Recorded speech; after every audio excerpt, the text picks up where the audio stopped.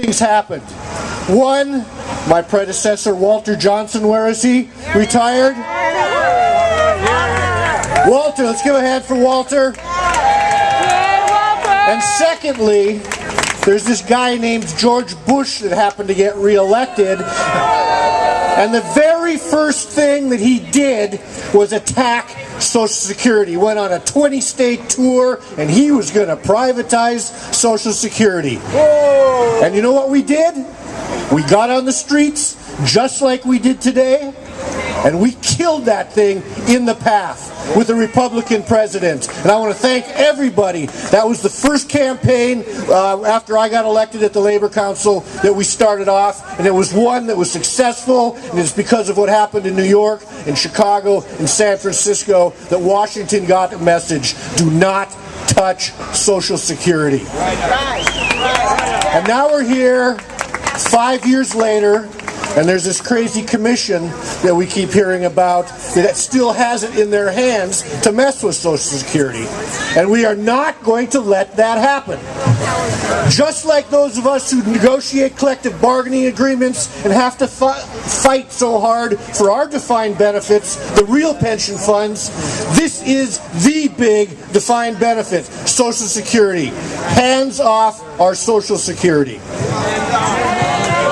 So brothers and sisters, we have a few speakers here who are going to put this in perspective. And first of all, is Harvey here? Harvey, I got to take a look here. Harvey Smith is going to share a very brief history of Social Security. He's a historian of the WPA and the New Deal, and he's the project advisor to California's Living New Deal Project, and he's the board member of the National New Deal Preservation Association. He's worked very extensively with Labor Fest, our wonderful July labor program here in San Francisco. So let's give a big hand to Harvey. Harvey. Good morning. Good morning. Well, actually, President Obama this morning came out against privatization of Social Security. I'm thinking maybe he read President Roosevelt's statement on the 3rd anniversary of Social Security. This is what FDR said.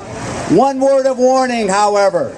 In our efforts to provide security for all the American people, let us not allow ourselves to be misled by those who advocate shortcuts to utopia or fantastic financial schemes.